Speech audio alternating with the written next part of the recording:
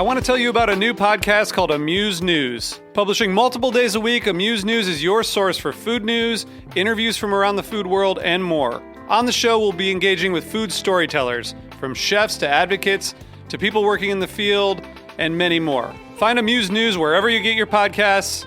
Amuse News is a destination for everyone who's looking for a new, insightful look into the world of food. This episode is brought to you by the Michigan Cherry Committee.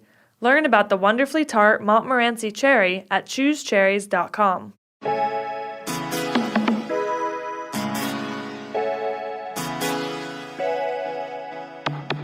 Hi, I'm Eli Sussman, chef and owner of Samisa Restaurant, and we're here in Charleston recording a special episode of The Line. My guest today is Alon Shaya. He was born in Bat Yam, just south of Tel Aviv, and he moved to Philadelphia as a very young child. He started cooking in New Orleans when he was just 23 and quickly made a name for himself there. He's been nominated for 5 James Beard Awards and was named Best Chef South Region while at Dominica in 2015, and Shaya won the James Beard Award for Best New Restaurant in 2016. He was selected as one of 50 people who are changing the South by Southern Living magazine in 2015, and one of the 50 most influential Jews in America by The Forward. He recently formed Pomegranate Hospitality with his wife, which operates Saba in New Orleans and Safta in Denver, located in the Source Hotel. And in March of 2018, he published his debut cookbook, Shaya, An Odyssey of Food, My Journey Back to Israel. Welcome to the show. Thanks, Eli. Glad to be here. So I want to start by talking about the beginning of your life in Israel growing up. Your grandmother, Matilda, and what type of influence that had. So she wasn't born in Israel, right? No, she was born in Bulgaria, in Sofia, and so was my Saba, my grandfather. And they both immigrated from Sofia to Jaffa in 1948. And so was she a cook? Is the name relevant beyond the fact that Big time. She's your grandmother and you love her? Big time. Okay. Yeah, she was an amazing cook and really was the one that really helped me fall in love with food and make that my lifelong dream to be involved with. And a lot of people, they sort of grew up at the knee of one of their grandparents or their mom or something in the kitchen. She was probably bringing a lot of those flavors of Bulgaria coupled with what was going on in that time in Israel, a lot of Middle Eastern spice blends. So what exactly does that, what does your Safta's cuisine feel like and smell like and taste like? Yeah, well, the roasting peppers and eggplants over an open fire was really one of my most earliest memories of food. And that's for a dish that she makes that's called lutenitsa, which is a Bulgarian spread of like roasted peppers and eggplant and tomato and garlic and olive oil that's cooked down for a long time.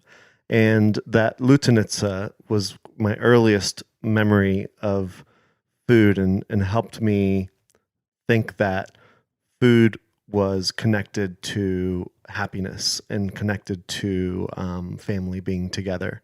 So that was the most important thing that she would cook for me. But she'd also make barekas stuffed with feta cheese, and she'd make stuffed cabbage and braise it down for hours on the stovetop. And she'd make incredible fish egg spread called ikra, and we'd eat that with different kinds of pickles. She even made labna and would, season that up with all different kinds of vegetables and olive oil. I really think back to my Safta's cooking as some of the happiest times of my childhood. It seems fair that the inspiration around food was there immediately, that you have these fairly strong memories. Did your Safta's passion trickle down to either your mom or your dad? So your mom was born in Israel, your dad came from Romania where they met there. Did they catch the cooking bug at all, or did it just jump to you? My mother did. My mother would always cook all of my Safta's recipes. And so I left Israel when I was 4 years old, and my Saba and Safta stayed in Jaffa. And so my mom then was the one from the age of 5 through my childhood who was the one that was cooking for me. and she would cook all of my safta's recipes, and she'd also make a lot of her own recipes as well. And I learned just as much from my mom as I did from my safta. So what brought your family to Philadelphia? You had said before we went on air that your dad had moved to Philly a couple years before the rest of your family, and then you and your sister and your mom joined. So what was the impetus for moving to America? And also, I know you were really young, but were you excited? Did you have a lot of trepidation about leaving Israel and going somewhere totally new? Yeah, my father fought in the Yom Kippur War in 1973 and opened up a frame shop in Jaffa that didn't do very well. And so he was just kind of having a real string of traumatic experiences in Israel, bad luck, and was just not happy there. And he wanted to come to America and make a better life for himself and for the rest of our family. And so his goal from the time he got to Israel was eventually to move to America and start a fresh life out here. So in 1980, he did that, and he came to the Philadelphia area because my mother's sister, my Aunt Debbie, was living in the Philadelphia area. So we had a family connection there. And so when he moved here in 1980, he began working as like a laborer in machine shops, and was working in a thrift store, stocking shelves and organizing all of the different furniture and clothing and everything that was for sale. And in 1980, by the time 1982 came around, he'd finally like raised up enough money so that my sister and my mother and I could immigrate to Philadelphia. And he would, he had a car and he had an apartment ready to go. And so we moved here, and I was not at 4 years old. I don't think I knew what was really going on. But I also remember it like not being a good transition. My mother ended up leaving my father about a year after that. So by 1983, my mother was raising my sister and I on her own. And it was definitely hard and definitely not a happy time in my life. When my grandfather and my grandmother would come and be with us, because during that time that my mother separated from my father, we had to get a new house. We moved kind of more into the suburbs, and my grandmother and my grandfather would come and spend a lot of time with us to like take care of my mom and make sure that we were going to get off to a good start. And those were the times that my safta would cook, and she'd spend all day in the kitchen cooking while my saba was out helping, going to the hardware store, helping fix things up around the house, teaching my mom how to drive. She didn't know how to drive. And so I would gravitate towards the kitchen and cook with my safta. And I just remember those moments feeling like things were somewhat normal, because they would spoil us when they came, and they would take us out to eat Chinese food, and they would bring chocolates in their suitcase. And I just remember being with my grandparents being happy times. Was there a feeling as you started to get old enough to realize and remember that you had not been born in the United States, and I don't know, maybe your mom, definitely your grandparents had accents. Was there a feeling that you were different than American kids that you went to school with? And if there was, or even if there wasn't, were you kind of pushing to really assimilate and Americanize yourself? Very much so. I mean, I changed the pronunciation of my name to Alon versus Alon, because people would call me Alone, and it made me feel lonelier than I already felt. I didn't speak English when I first came to America, so going to school and not understanding the language and feeling like my language was different was very hard for me. I ended up getting bullied a lot, and I remember doing my best to assimilate and to be like everyone else, and to really push anything that had to do with Israel or my life prior to coming to America. I really worked hard to push that all away. Was there a time before you got into high school, which we'll talk about in a second, there were some fairly influential people there, where you felt like it might be easier to just leave the United States and move back to Israel, maybe with your grandparents, or did that not really cross your mind? Like, was it like, let me push forward and try to become as American as possible? Or was there any inkling of like, maybe there's a way to just kind of leave this life that's not really making me happy here? Never did that ever come to my mind. Mm-hmm. It was push forward, survive, and try to be bigger and meaner and angrier than everyone was towards me. So when you get into high school, are you head down, focused on studies? Are you a bad student who's a troublemaker? Like, what is that vibe like? And then if you can talk about two people that stepped into your life and had a really strong impact on shaping your future. Yeah, well, the majority of my childhood, really all of my childhood, I was very, very angry, again, like very embarrassed about that my skin tone was a different color, that my language wasn't as good as everyone else's. So I really acted out. And by the time I was in high school, I was selling drugs, doing all kinds of drugs, stealing cars, beating people up, getting beat up, getting into knife fights, getting kicked out of school, all of the above and a lot more. And it was I didn't have like any kind of like guidance or consequence. My mom was working 2 jobs. She was, always doing her best to keep a roof over our heads. And my dad, I would only see on the weekend for a day.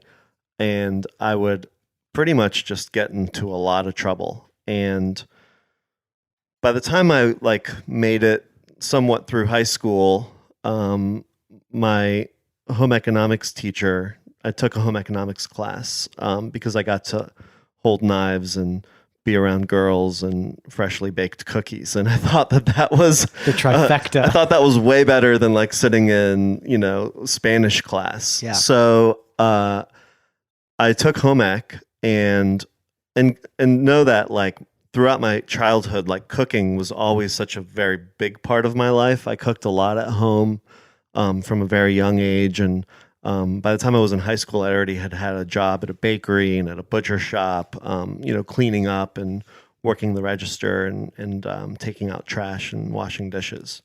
So in high school, I took home ec, and Donna Barnett was my home economics teacher. And she, I respected her right away because she was no nonsense. She knew how to cook really well, and she really like held everyone's respect in the classroom.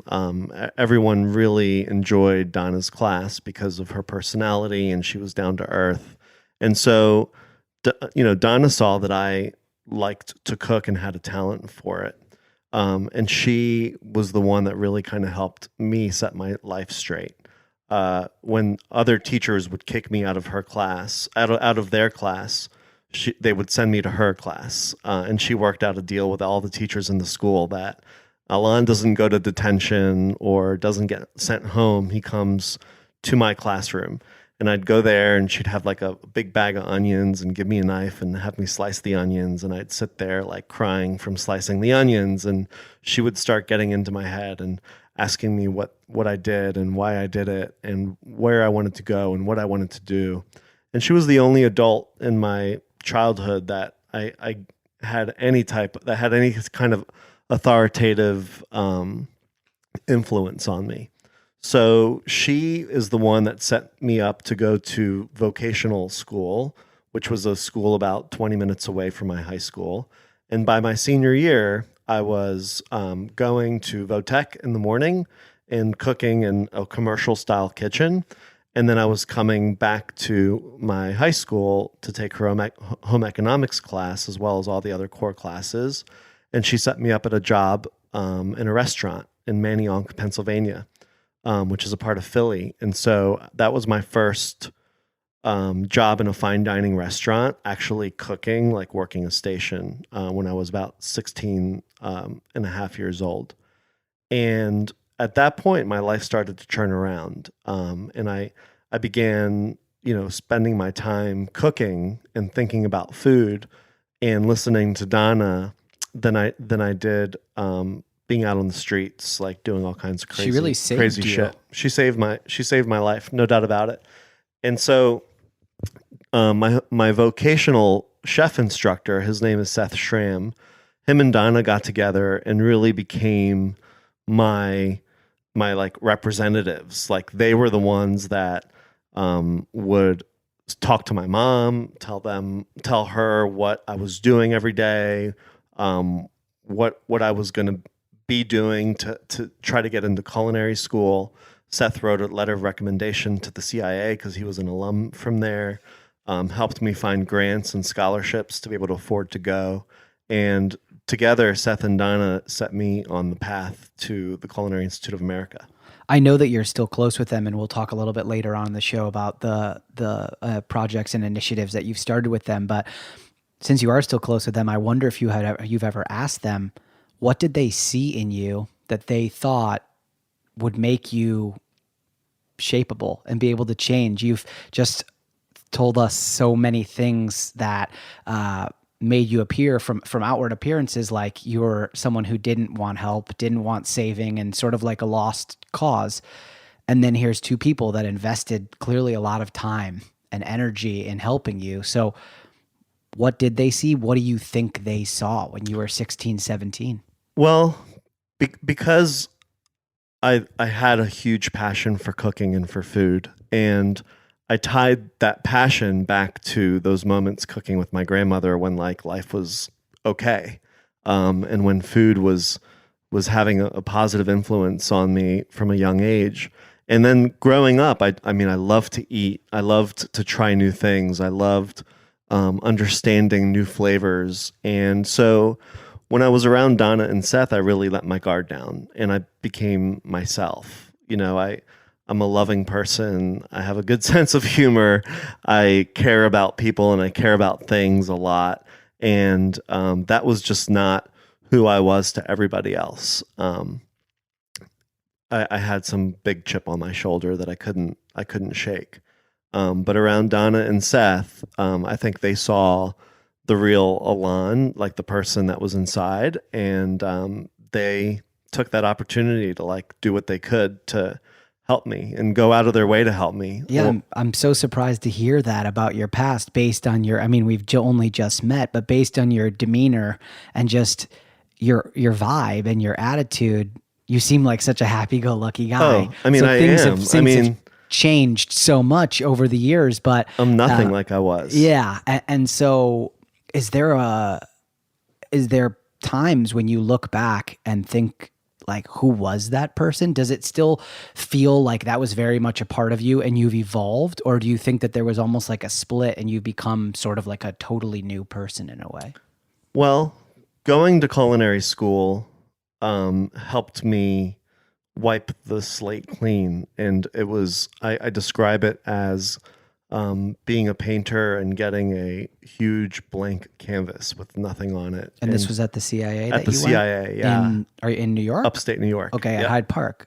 Yep. Okay, cool. So I remember my first day in culinary school, just walking down the hallway and seeing that people were making eye contact with me, saying hello, introducing themselves to me.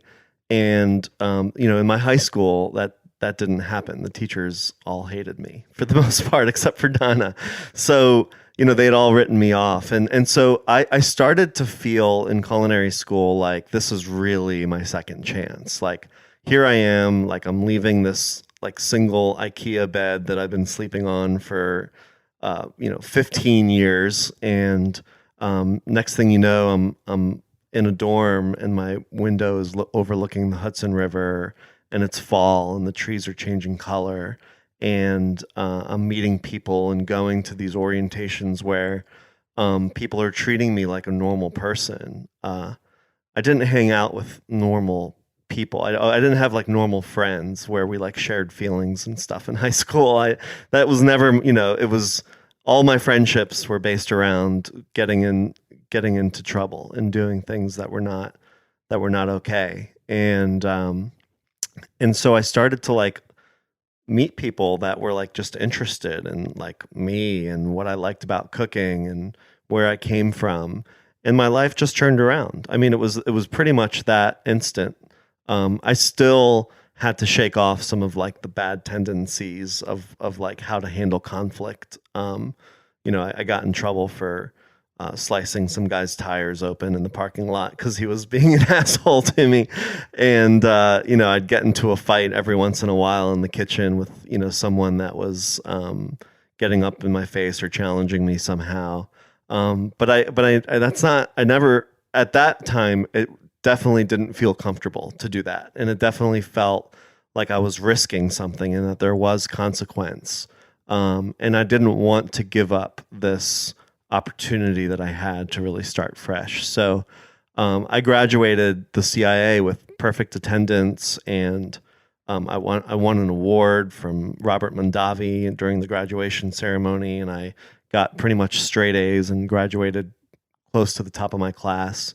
And so it churned me like that. It just did. And from then on, I never looked back. And I kept my head down and I worked and studied, and I worked a lot, and my all of my 20s and early 30s just kind of went by in a flash. Were you able to kind of funnel your anger and shift it into intensity, or like did you carry some of that anger with you as like a chip on your shoulder to be like, now I need to be successful because I've sort of committed to this career path? Like some chefs have a sort of an obsessive nature, and some have just a sort of a wonder, and they approach everything with just searching for flavor and trying new things. Are you one or the two, or somewhere in the middle? I don't know that I would categorize myself in one of those two things. Mm-hmm. I think I loved what I did. I loved being in kitchens. I loved the camaraderie of it. I loved studying about food and cooking things and being challenged. I loved the intensity of the kitchen and of the line. And honestly, a lot of the things that I saw coming up in the industry were, just as bad as the shit that I was doing in high school. And, chefs cursing at me and throwing stuff at me and, doing drugs openly and the kitchen of the 90s. The kitchen wasn't of quite the 90s much and different early from 2000s. Yeah. And so I had a lot of really bad leaders. Like I didn't. I think because I didn't have a lot of great influences as a child, like coming up, other than Donna and Seth, but I was like 16 years old at that time. I felt myself kind of gravitating towards these asshole chefs and thinking that was okay, or thinking that was cool, and that you needed to be like a narcissistic, condescending piece of shit to be successful in the restaurant business.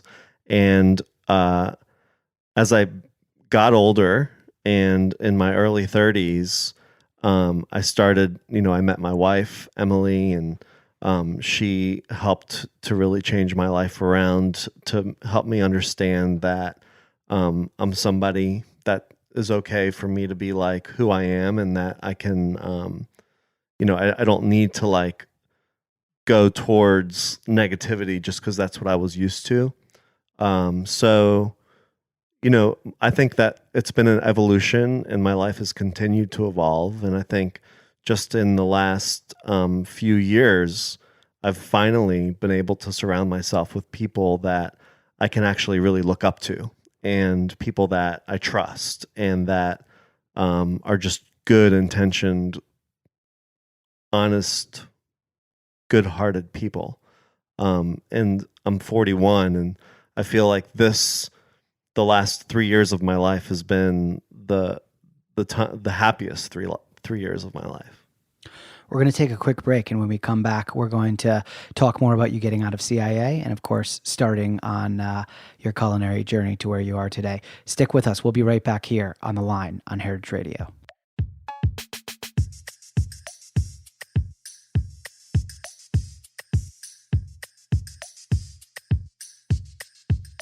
This episode is brought to you by the Michigan Cherry Committee. A cherry isn't just a cherry. When it comes to tart cherries, the wonderfully U.S.-grown Montmorency tart cherry variety is the cherry with more. They're available year-round, dried, frozen, canned, juice, and concentrate.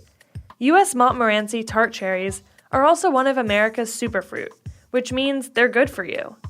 Tart cherries contain many antioxidants and beneficial phytonutrients, including anthocyanins, the pigments that give tart cherries their bright red color. And don't forget about flavor.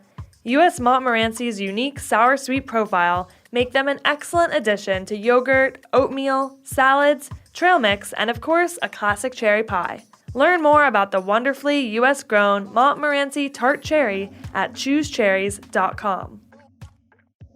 Welcome back to The Line. I'm your host, Eli Sussman. I'm joined today by Chef Alon Shaya. We were talking before the break about you getting into the CIA and how you really thrived there and how you connected with someone in your high school, Donna, who really changed the trajectory of where you were going. So when you graduate the CIA with honors, you're really starting to sort of make a true path for yourself. What was the next thing that you did? Did you go work at a restaurant in New York, or did you go to New Orleans? What was your next step? I went to Las Vegas, and I worked in Vegas as a cook in the casinos, and quickly started to get promoted up into sous chef. And by the time I was 20 years old, I was running the Rio Seco Golf Club, which was the golf resort for the Rio Casino.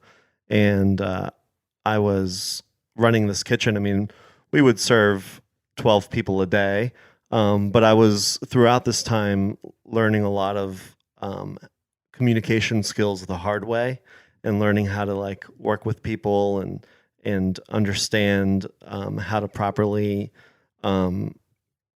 communicate my thoughts and how to listen to people. So definitely not an easy path, and definitely not, I was definitely chasing the paycheck at a young age. Even though I loved the food, I found myself, by the time I was 23 years old, running a buffet at the Harrah's Casino in St. Louis. I moved from Vegas to St. Louis, but I kept getting promoted. And they were putting me into these positions that I shouldn't have been in at that time of my life.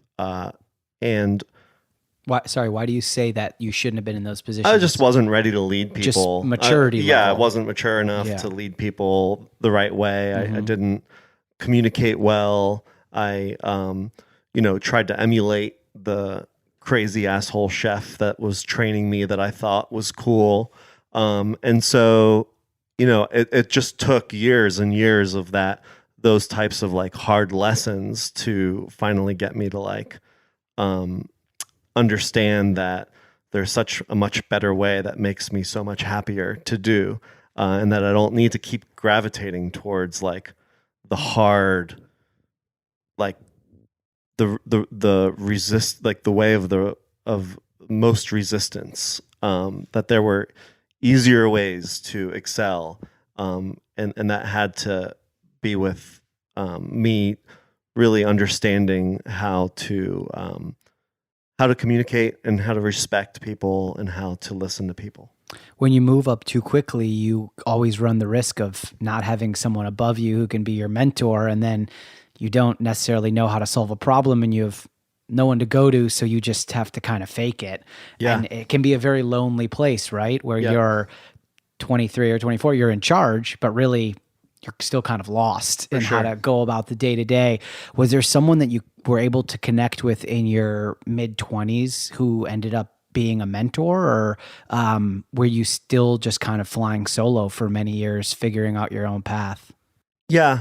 I had mentors that I worked with at Harrah's, that people that were just like on the executive level that would help to guide me with advice. I wasn't good at listening to people's advice. And, now knowing what I know as a 41-year-old that is focused on creating a company with a really safe and healthy work environment as being my number one priority for my profession right now. I didn't have a mentor that really taught me things other than, I would say, Donna and Seth were my two biggest influences. And then coming up, I've really just kind of had to figure it out. How did you end up in New Orleans? And you spent a lot of time in BRG and had a lot of success there.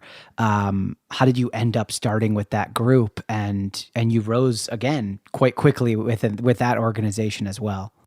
Yeah.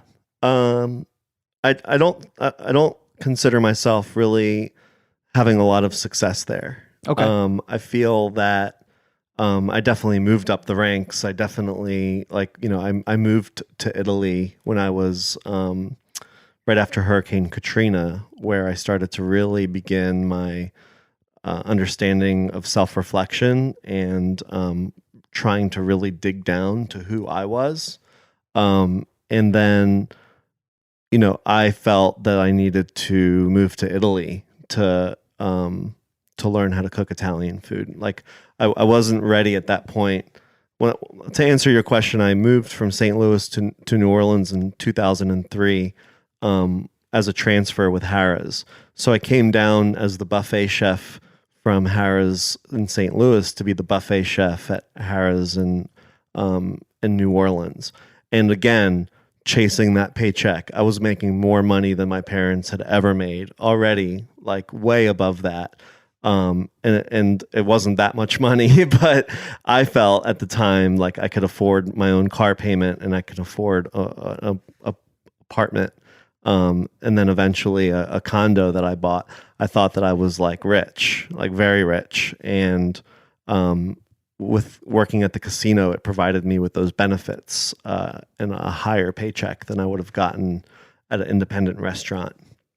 And then Katrina hit, and I decided to move to Italy to apprentice out there. And Jeff Michaud, who was a chef in Philadelphia at Osteria, was my connection to get me a job in Italy. I moved there and began working in salumifici, which are like the butcher shops where culatello and salami and pancetta are made.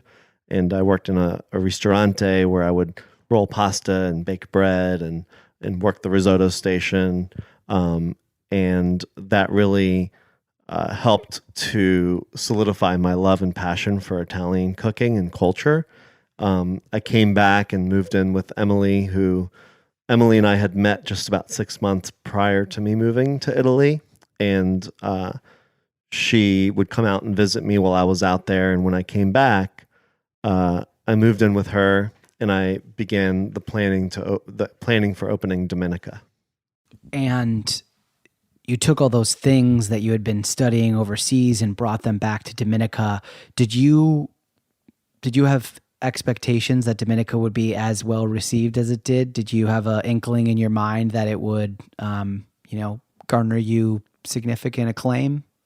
Well, I guess I hoped that it would. I was definitely fighting for success. I was fighting for, the recognition in magazines or being invited to come to a food festival to cook or being interviewed on the morning news for my Passover menu or whatever it might have been. I enjoyed that. I enjoyed feeling like my work was being appreciated. And so then as that was happening and I was getting a chance to really know the customers and build relationships with people in New Orleans and feel like I was really putting down some roots as a citizen of New Orleans. And that meant a lot to me because I was there through Katrina and I saw New Orleans just collapse and I felt like I could be useful there. I felt like I could make a difference there. So seeing New Orleans kind of come back after the storm was one of the most powerful moments of my life, and I think really influenced me to care about being part of a bigger community and get out and to do things to help the community. So I've spent most of my I guess I've spent the last 15 years like really going out of my way to do things that I can for the community as a whole, and especially for students that are studying food in high school. And that's always made me feel just really, really good. Shaya was such a personal project. Obviously, it carried your name, and you started serving food there that was closely aligned with your family's history. Were you nervous in any way to start cooking that food? There's almost like more of a microscope sometimes when you're cooking, quote unquote, your own food, and expectations can often be higher in that scenario. How did you feel when you were R&Ding that restaurant and as it opened? Obviously, it did very well, and you won an award for it at the beginning. Were you happy in Shaya in that environment at the beginning? No, I was not happy. It was actually, I would say, probably one of the most miserable times of my life, and it was because when I was about 35, I took a trip. I took a trip to Israel, and it really clicked for me that I should be looking back towards my roots, and that I felt as an adult way more confident in who I was and who I should be, where my roots were. And so I began to really look back at all my notes that I was taking from my Safta and all the food that she would cook for me and that my mother would cook for me. And I began cooking that food at home, and I began cooking it at Dominica and kind of like dressing it up like Italian food. I would make hummus and call it ceci puree.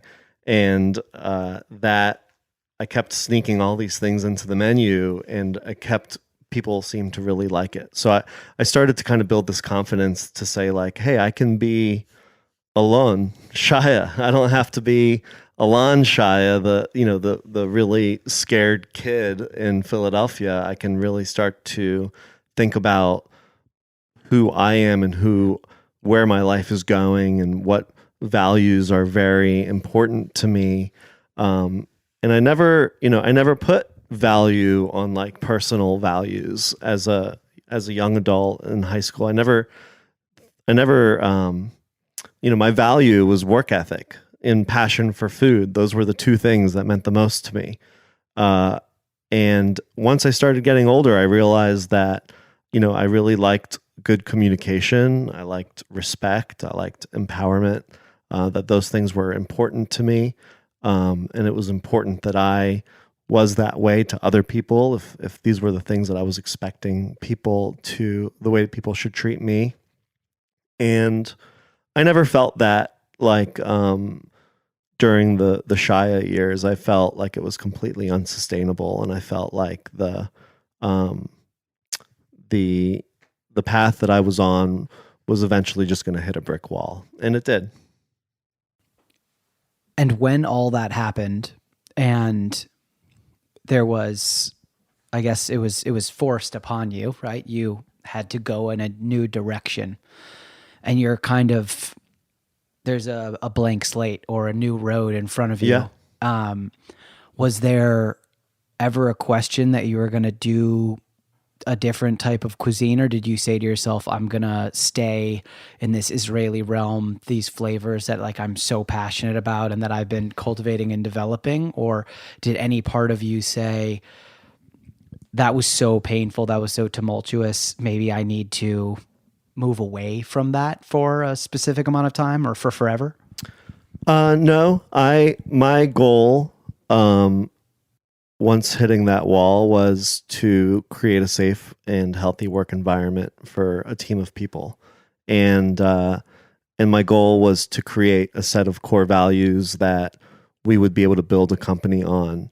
And my wife, Emily, and I began working on that together. And in 2017, we started Pomegranate Hospitality, just her and I in our living room with no restaurants and no employees. And we began building the blueprint for how Pomegranate Hospitality's mission statement and how the mission statement would build the path forward for us as a restaurant group. We didn't know what restaurants we were going to have. We didn't have any idea what the next restaurant was going to be, where it was going to be. Like we worked on getting an understanding of what Pomegranate Hospitality was going to be. And then we started to, bring people on board. I hired about 6 people that we all worked out of my living room with my wife and our 2 dogs, and our director of people and culture, Susie Dare, was one of the first hires that we made, along with Zach Engel, who now has a restaurant in Chicago, Galit, that is really incredible. And Zach came on as our culinary director, and Meredith Dunbar came on as our communications director, and she was working with me at Shaya, and a couple of other people joined our team, Sean, who was running operations for us. And together, we all created the core value system. Also, Kara Peterson, who's our head chef at Saba, who I worked with at Shaya, came and joined our team. And so we all together sat and we said, okay, well, what are the values that we want this company to be about?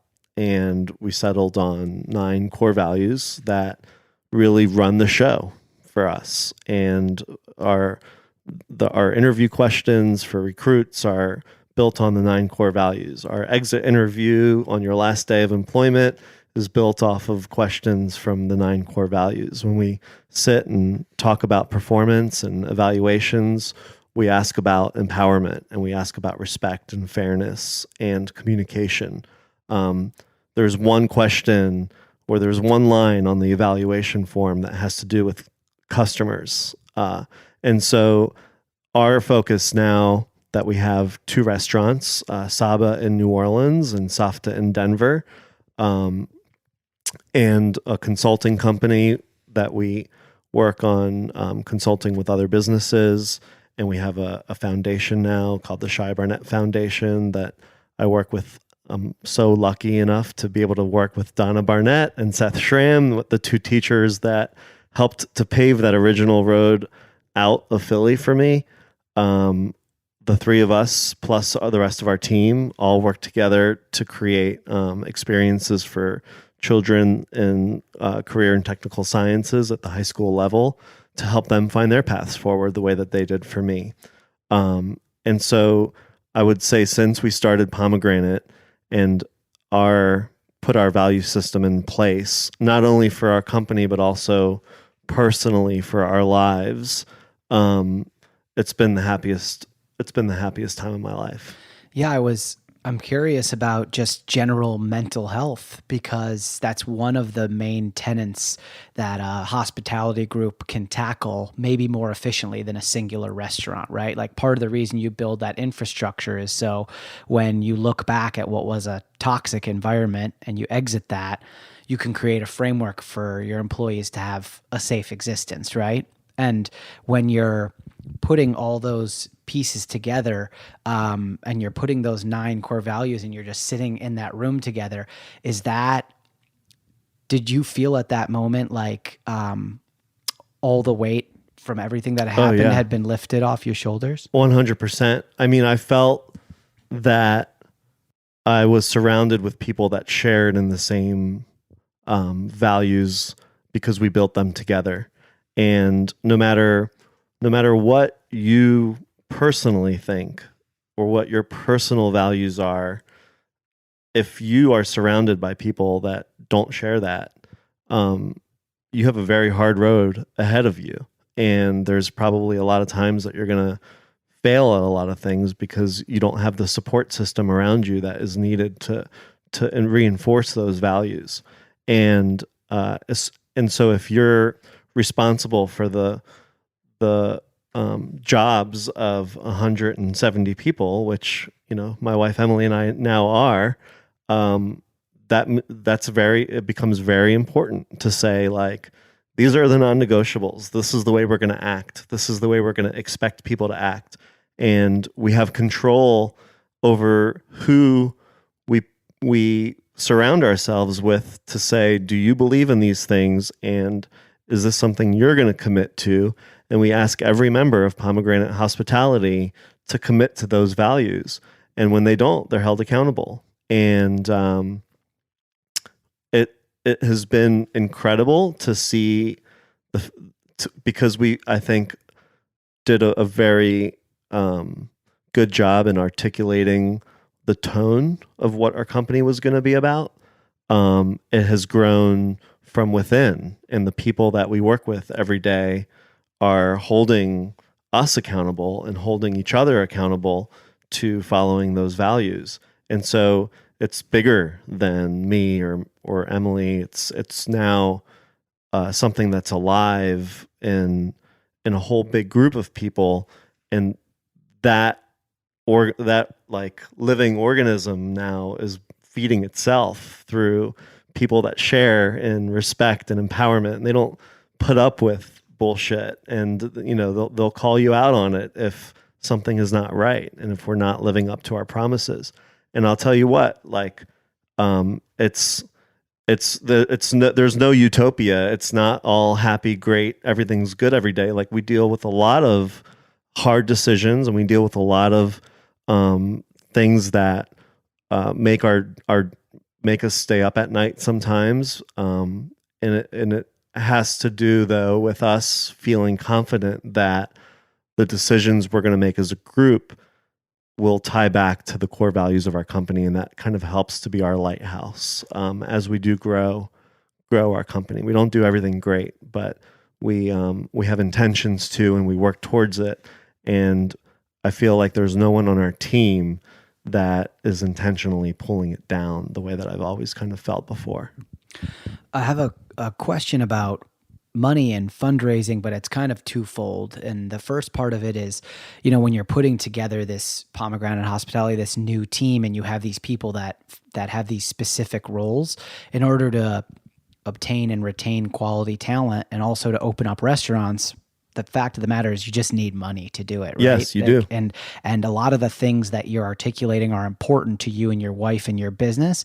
They are things that they cost additional money, for sure, right? And they don't necessarily hit the bottom line or appear as a line item in a traditional sense of the word, right? Sometimes doing a good job at being a business person means you have to make a little bit of less money to make people happier, right? Yeah. So I guess my main question is like, did you bring on a financial partner in order to help open Pomegranate Hospitality? And did you find it difficult while articulating all those things to connect with the right person who saw your vision as well? You can say the same thing about an heirloom tomato, that you spend more money for an heirloom tomato to be able to provide a delicious tasting tomato to your guest. You're not going to make the margin on an heirloom tomato that you would make on a canned tomato or on a 5x6 underripe grocery store tomato. And so it takes investment, and it takes surrounding yourself with people that believe in that the investment to pay extra for that heirloom tomato is important enough for the success of the business. If you switch out the words heirloom tomato with people and culture, it's the exact same thing. You have to find the people that will invest in you, but also invest in the ideology that the restaurant business doesn't have to be a toxic work environment, and that we should offer health benefits, and that we should offer paid time off, and that we should offer yearly cost of living increases to keep up with inflation, and that we should offer discounts to gym memberships and an employee assistance program so our team can get help with legal or financial or mental health challenges that they may be having. The cost of going on field trips and feeding the team on a farm where our lamb are grown in Colorado costs money, and you have to, as you find investors that will help support your company to become successful, you have to find an investor that values that just as much as they do an heirloom tomato. You have Saba and Safta. They're not in the same city. A lot of people would say that opening up a restaurant is the hardest thing that you could ever do, pretty much. And trying to manage 2 restaurants in the same city is incredibly difficult. But you have spots that are a plane ride away, one in Denver and one in New Orleans. Can you just briefly talk about some of the challenges that have existed Sure. in that type of relationship, and also how your organization has been successful in overcoming some of those challenges when you have 2 restaurants that are 1,000 or more miles apart? Yeah. Well, we've invested in our team, and we brought on a director of operations. Her name is Amanda Quintal. She has been just an amazing addition to our great team and has brought such great expertise in operations. She worked for Shake Shack for a while and also for Flywheel for a while. And she has really helped Emily and I develop the processes that make operating restaurants in 2 different cities possible. The way we communicate, the way that we schedule meetings, the way that we split our time. It's all very calculated, and there are definite challenges with it. It's challenging to not know who a new employee is because they started when you weren't in the same city, and so every time I go to Safta, I'm meeting new people that are joining the team, and for me that's challenging to not be there at the whole throughout that entire experience for them on onboarding onto Pomegranate, but we put a lot of trust into people that are really good at what they do, and they're the ones that set the tone on the ground. And Pomegranate Hospitality, our job is to just guide and advise the teams at the restaurants to make sure that we're treating people with respect and empowering people and staying organized and communicating well, and providing good educational opportunities and treating people fair. And all of these are our core values. And so I think that core value system really helps us to align our priorities. And then personal happiness, I think, is also very important, and work-life balance. And Emily and I really love Colorado. We love to fly fish. We love to ski. We love to be in the mountains with our dogs.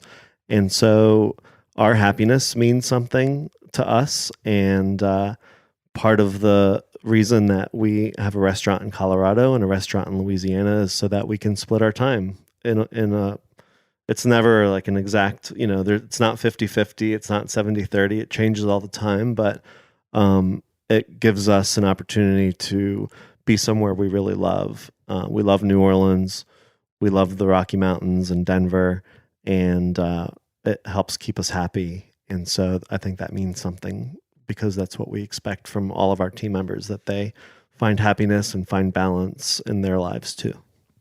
Building on that happiness for you and your wife and your business and your team, I want to close with this question, which is, as you invest so much time and energy in yourself and your business and all of these people, what does your 5-year or 10-year plan look like? How sketched out is it in your mind and actually on paper, so that all of these things that you're building, so that they can thrive and survive, but also so that you can perhaps expand and continue to grow people within your own business? Sure. How do you how do you plan for that, if you can, and if you can share a little bit of what that roadmap looks like? Yeah, well, we really started focusing on consulting, and we're working with Marriott hotels in Atlanta right now, 2 different Marriotts, to develop an Italian restaurant in Atlanta. And so our team is able to grow in that sense. We've been able to get our team members to help with that consulting and that expansion from a business side. We enjoy that kind of growth because we don't have to take out any personal financial liability or go look for money. And it's good income for our company, and we get to help an operator reach their goals. And so that's something that we're doing a lot of. And we're also focusing on catering at both restaurants and growing the catering businesses. We have a catering director at each restaurant that are out trying to, find parties for us to cook for and to serve at. And that's plenty for us. And every time, I mean, if my life was built on 5-year plans, I don't know where I would be. Sometimes they're not even 1-month plans, but I think our goal in the next 5 years, the next 10 years my dream would be in 5 or 10 years to look back and to say that our company is healthier than ever, that Saba and Safta are still great places for people to work and to live out their personal and professional dreams and goals. And that would be very successful for me. Chef, thanks so much for being here and sharing your story. We really appreciate you coming on. Thank you very much, Eli. Everyone, thanks for listening to this episode of The Line here on Heritage Radio Network. You can find this episode and all of our other episodes on the website heritageradionetwork.org or wherever you get your podcasts, iTunes, Stitcher, and of course on Spotify. Join us Tuesdays at 11 a.m. for new episodes of The Line here on Heritage Radio.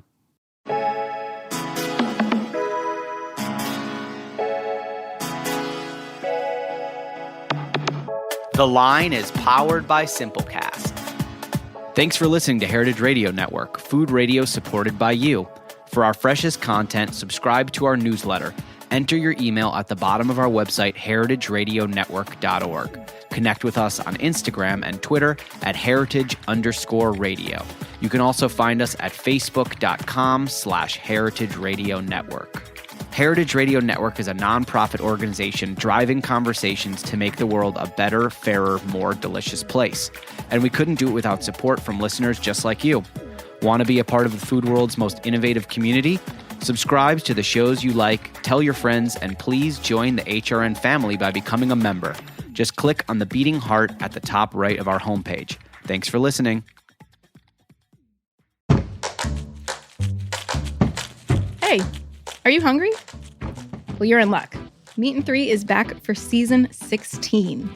I'm Taylor Early, and we've got a whole new batch of reporters I am so excited to introduce you to. Hi, I'm Elizabeth Fisher. Asha McElroy. Sam Girardi. Jessica Gingrich. Hannah from Wisconsin. I'm a swing dancing audio engineer. I am a future registered dietitian nutritionist. I'm from New York, and I love rice and beans. My favorite food of all time is a shrimp burrito. I love watermelon. We've also got a bonus podcast for you called Behind the Internship. 3 of our reporters will take you along to show how they develop stories for this very show, Meat and 3. Hi, I'm Danielle Flitter, a plant-based chef from Philadelphia, living in Mexico City. I'm Sophia Hooper. I'm a bartender based in Portland, Maine. My name is Addison Austin Liu. I am a chef and food journalist from Salt Lake City, Utah, and my favorite food is Peruvian. Rice and beans. Hand-drawn noodle soup. So tune in to enjoy a square meal for your ears. And I hope you saved a little room for dessert.